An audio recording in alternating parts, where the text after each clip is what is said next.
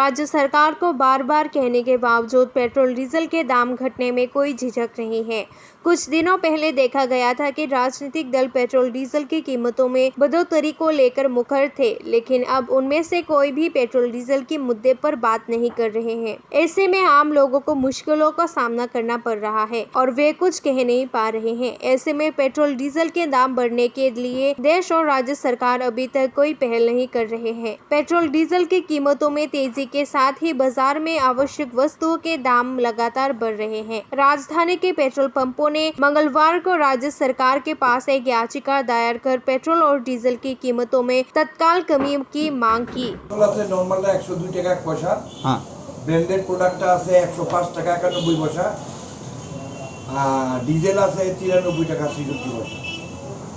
এই যে এই নিয়ে কতবার বাড়ছে পেট্রোল এবং ডিজেল? এক বছরে 100 বার হইব।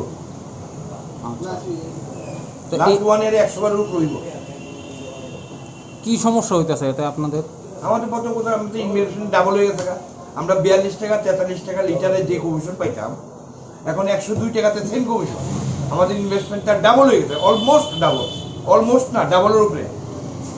এই বিষয়টা এটা নিয়ে আমরা অনেক কইছি, আমাদের কোন কার পণ্যবাতি করতেছে না, আমাদের অবস্থাকে বুঝতে পারতেছে না, কারণ আমরা ইনভেস্টমেন্ট বেশি হয়েছে, প্রফিট গেছে কই না।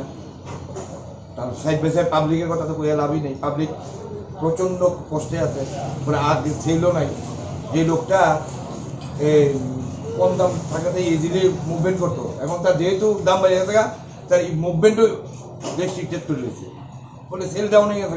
সেল ডাউন হয়েছে বলে আমাদের বিরাট বড় একটা বোঝ হয়ে দাঁড়াইছে।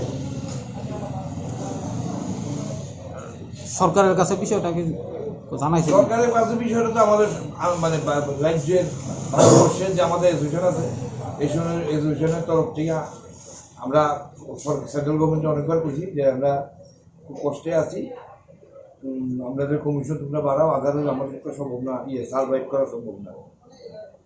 এখন জানে আমার সরকার বাহাদুর জানে কি করবো না করবো, কিন্তু আমরা খুব বাজে পজিশনে আছি। উত্তর পাইছেননি? না, এখন তো কোনো সারা শব্দ করছে না, জানাইছে না আমাদের।